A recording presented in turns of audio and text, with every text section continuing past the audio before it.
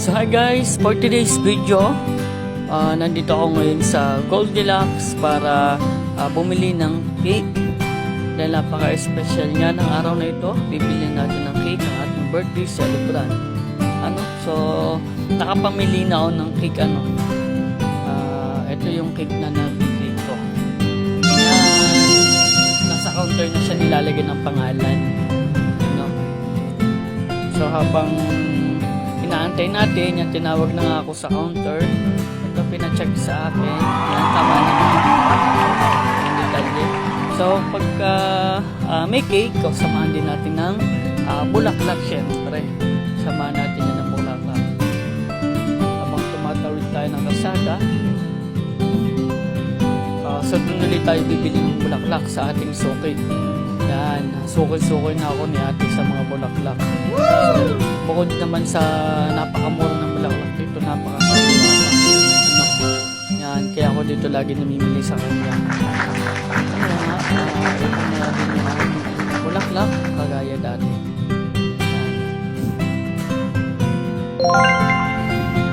So ayun, nandito na nga tayo sa Duel Memorial Park.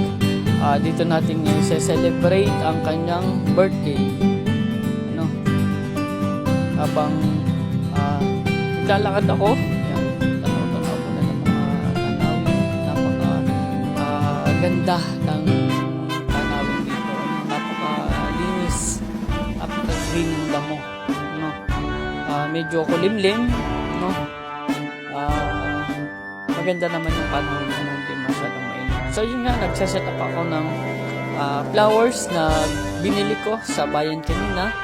So ito, habang na-arrangement ko, sa napili kong kulay ng bulaklak ay kulay dilaw at saka kulay puti. Ito na muna yung binili ko, maiba naman. Bumili ako ng isang dosena, tapos yan, tusok-tusok ko lang dyan sa gilid ng kanya lapida. Ayan. Pagpasensya nyo na yung aking gawa. Ayan. So ngayon nga, sineselebrate natin ang birthday ng aking inay. June 8, 2023. Dito na natin sinelebrate ang kanyang birthday. Siya ay nagdiriwang ngayon ng 62 birthday. Happy birthday, inay. Ayan po naman na kayo ay komportable na dyan kung nasan man kayo.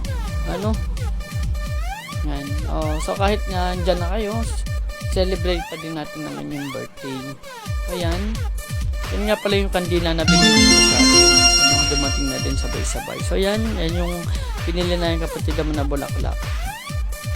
Yan. So yan, nag-set up kami nila mesa. In case na madaming bisita. Naghanda na rin tayo ng mga pagkain. Ayan, ang kapatid, sisinda na niya yung kandila.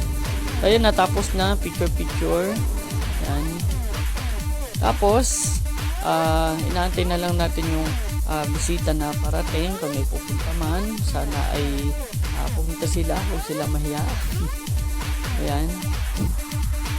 Medyo kuliglim ang panahon. Naglagay na rin kami dito ng mga pagkain. I-reveal natin kung ano yung pagkain niya. Yan na nga, spaghetti, carbonara at saka palabok. Simpleng birthday lang. Na-arouse lang natin ng birthday ng aking ina. Cake, ng mga kapatid ko, mga pinsan ko, mga pamangkin. Mga pamangkin ko, kapatid ko. Mga pamangkin ko, tiyahin. Nakikiselebrate din sa birthday ng aking inay, ang mga pinsang ko na kalalabas lang din ang kanilang mga trabaho. Ganun na rin ang aking mga katrabaho. Ayan, salamat po sa inyo, shout out sa inyo na kahit nandito ay kayo nakapunta. At mga bago kong mga katrabaho,